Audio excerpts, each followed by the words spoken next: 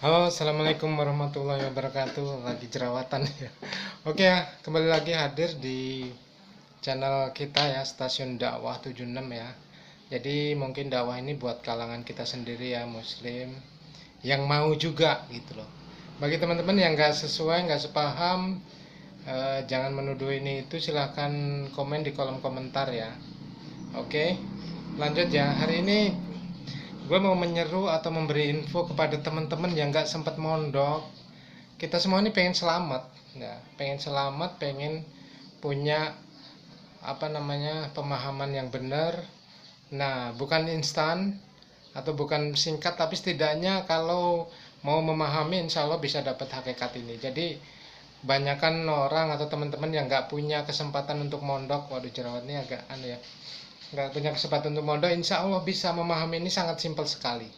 Jadi di dalam Al-Quran diberikan petunjuk oleh Allah bahwasanya fa'lam annahu la ilaha illallah. Di situ ada ada perintah fa'lam, ketahuilah gitu. Annahu la ilaha illallah. Kita dikasih gelondongan la ilaha illallah. Artinya kalau secara tradisional yang mungkin kita pahami bahwa la ilaha illallah mudahnya berucap yaitu tiada Tuhan selain Allah. Ya, tapi ada beberapa referensi yang lebih kuat, yaitu di situ lebih pada pemahamannya lebih dalam, yaitu la ma'budah bihaqqin illallah. La ma'budah bihaqqin illallah. Tidak ada sesembahan yang berhak disembah kecuali Allah. Itu yang lebih kuat. Nah, ini kan instan ya, namanya kita dapat ini ya, nggak sempet kalau mempelajari banyak benar, tapi kita kasih kisi-kisinya ya. Oke, lanjut. Jadi dalam memahami kalimat tauhid la ilaha illallah ini, para ulama memberikan patren atau rumus. Nah, jadi nanti ini juga ada fitnah soalnya, itu kok jadi trilogi. Ada yang bilang, maaf ya, silahkan orang mau komentar di kolom komentar ya, jangan interupsi. Jadi ada itu trilogi Wahabi atau tiga jadi satu, salah. Jadi kalimat la ilaha illallah gelondongan itu untuk memahaminya, jika nggak sempet nggak sempet mondok, ini gue pernah dapat, dan gue dapat istilahnya pattern atau rumus termudah yang membuat kita paham itu. Jadi bukan dibagi-bagi, artinya untuk memahami dalam situ ada tahapan gitu. Jadi kita awali pertama ya. Jadi untuk mengupas kalimat la ilaha illallah itu pertama, karena ini sifatnya mau tauhid atau mengesahkan Allah saja, mawahidun, maka pertama untuk tahap masuk pertama kita harus mengenal namanya tauhid rububiyah. Nah, atau Allah itu satu esa dalam rububiyah, pengaturan Rob sebagai Tuhan. Di sini fungsinya banyak, fungsi mengenal ini. Nanti kalau kita sudah memahami semua klub, baru dapat satu akidah tauhid, memahami la ilaha illallah secara penuh. Jadi pertama tauhid rububiyah. Dikisahkan bahwasanya orang Arab itu disebut musyrik, mereka menserikatkan atau menyatukan sebuah keyakinan itu. Mereka mengakui bahwasanya Allah itu yang menciptakan, memberi rezeki, ya, di situ. Dan banyak riwayat. Salah satunya ketika mereka melaut, itu ada di Al-Quran, silahkan cari sendiri. Tujuan saya nggak mau memberikan yang detail supaya ikut nyari bener nggak sih yang saya omongin. Jadi ketika itu disebutkan di Al-Quran bahwasanya orang Arab itu sebagian ketika mereka melaut itu ketika diterjang badai topan besar, kholis, doa mereka ikhlas, benar murni mentauhidkan Allah di segi rububiyah ini. Mereka hanya menyebut nama Allah, itu memohon, ya Allah selamatkan. Tapi apa, begitu mereka mendarat selamat dari badai, gak jadi mati, mereka kembali pada sesembahan yang lain. Ini berkat sesembahan ini itu. Nah, tahapan pertama, kita bisa menghukumi seseorang jika hanya mempunyai satu tauhid ini. Tentu dia nggak sempurna kalimat tauhidnya atau keimanannya. Kenapa? Karena seperti orang Arab jahiliyah, bahwa orang Arab jahiliyah itu musyrikin, bukan berarti mereka nggak percaya Allah, percaya. tapi dia akan masuk di tauhid nomor 2, yaitu tauhid uluhiyah. Di sini uluhiyah ini segala peribadatan itu harus ikhlas murni kepada Allah saja. Jangan dicampur-campur, di accompany atau digabungkan atau dimusyrikkan dengan ini. Contoh nih, seseorang sholat, di sisi lain dia meminta bantuan kepada selain Allah. Contoh, dia mempercayai bahwa ada yang mengatur hari-hari, itu sudah kalah di sini. Jadi pertama tauhid rububiyah tadi mengakui secara umum, manusia mengakui nggak mungkin menciptakan sendiri, Allah yang menciptakan. Tapi apakah cukup itu? Tentu tidak. Kenapa? Karena orang Arab dulu tetap dimusuhi Nabi Muhammad karena dia cuma punya ini, bahkan dia menserikatkan sehingga dimusuhi, diperangi oleh Nabi Muhammad. Jadi yang kedua adalah tauhid uluhiyah. Sudah rububiyah mengakui Allah, tetapi di uluhiyah dia gagal. Uluhiyah itu artinya dia dalam beribadah harus mengesahkan kepada Allah saja. Nah, ini di sini poin inti Nabi Muhammad diutus itu. Orang Arab sudah percaya Allah, nggak perlu didektekan tentang Allah ini mencipta bumi ini segala macam, tapi mereka gagal di sini. Karena apa? Mereka masih mempercayai Lata, Manat, Uzza, Jabal, yang lain lah itu. Di sini namanya tauhid uluhiyah atau mengesahkan Allah dalam peribadatan. Oke. Selanjutnya, apakah sudah cukup di sini? Ternyata masih ada juga penyelewengan terhadap asma wa sifat. Nah, ini ya tauhid ketiga. Kalau pengen sempurna kalimat la ilaha illallah, pahami ini. Jika kalian sudah mempercayai Allah, kemudian beribadah kepada Allah saja, ketiga tentang nama dan sifat Allah ini ada Asmaul Husna, yaitu Allah mempunyai 99 nama yang diajarkan oleh Nabi Muhammad. Tetapi kita harus meyakini bahwa yang tidak diajarkan kita nggak tahu. Kita hanya menghukumi atau mengetahui yang diajarkan, yaitu 99 nama. Barang siapa bertawasul dengan nama Allah itu, insya Allah menghafalnya juga punya potensi untuk masuk surga. Nah, di sini asma wa sifat Allah ini tentu saja ada orang yang kurang atau menyeleweng hal ini. Ya, di sini kita harus yakin bahwa 99 nama nggak boleh ditartil, nggak boleh ditaktil atau ditiadakan nama, diselewengkan namanya, diselewengkan fungsi nama tadi, atau diandai-andaikan, itu nggak boleh, bahkan diingkari.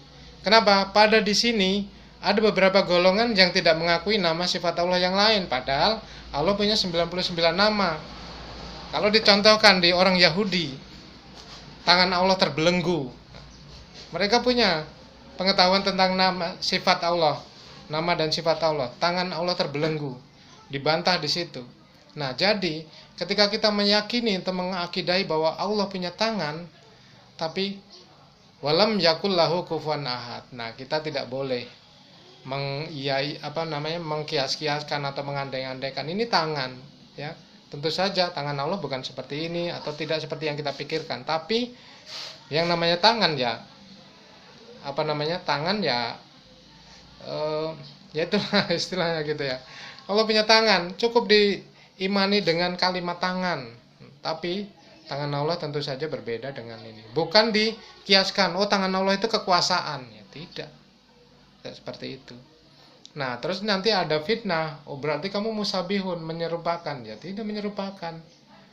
Namanya disebut tangan, monyet punya tangan, manusia punya tangan.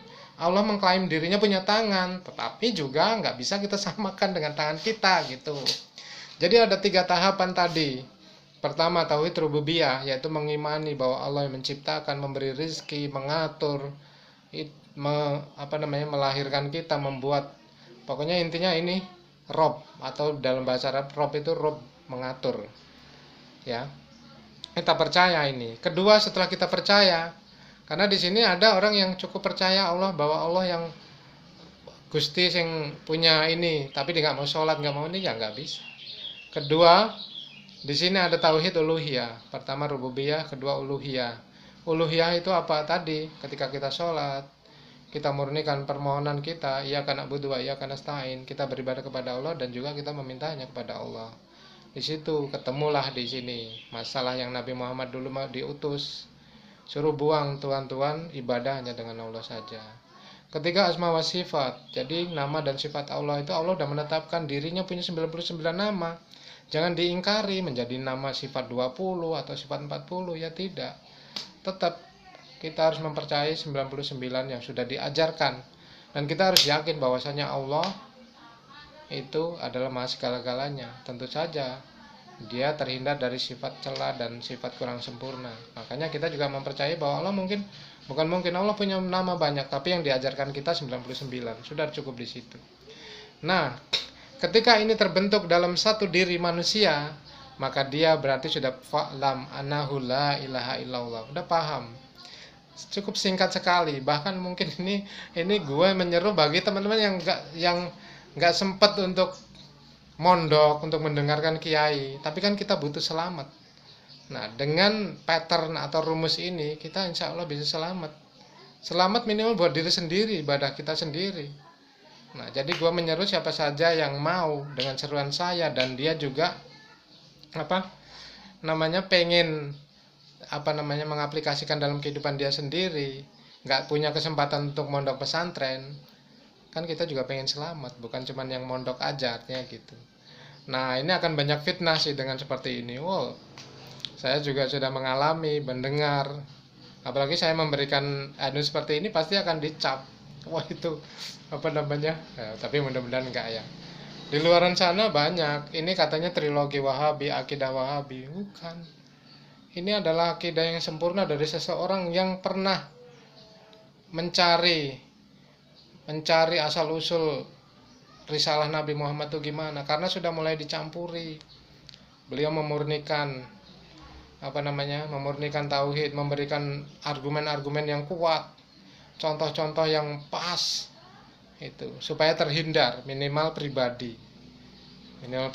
Kalau gue juga menyeru pribadi, ini pribadi yang mau diseru dan juga nggak sempet mondok. Coba lo pikirin aja, ini apa yang gue barusan lakukan ini, barusan gua ini kan kalimat la ilaha illallah, kalian pasti akan bisa menghukumi sendiri tanpa ngerasani, karena jelek nantinya.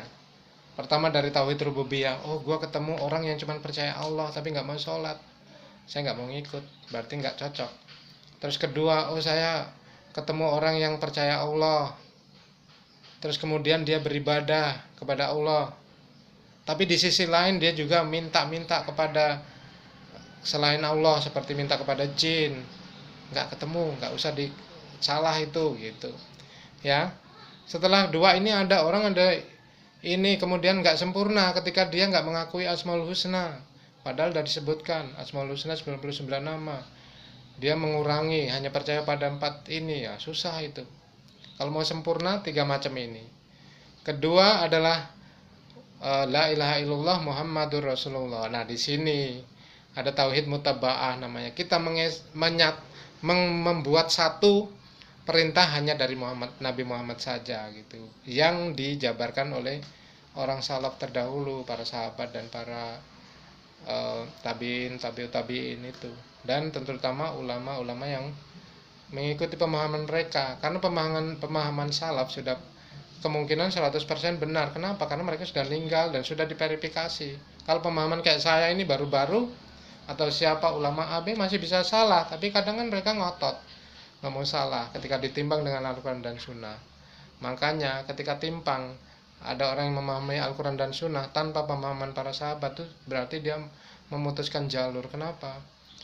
Al-Quran dan Sunnah sampai ke kita itu dari para sahabat, dari para salafus soleh, termasuk imam-imam yang menjabarkan ke kita. Disitulah itu.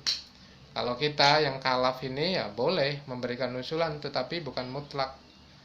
Nah, istilahnya harus menurut kita gitu. Kalau kita timbang pemahaman kita ternyata masih ada yang lebih kuat, pemahaman para sahabat, orang terdahulu, kita menyelisih, ya kita harus mengalah, karena mereka yang lebih berhak memahami agama ini, karena dari mereka itu jalurnya. Oke, terima kasih atas perhatiannya. Tetap semangat channel gua. Assalamualaikum warahmatullahi wabarakatuh.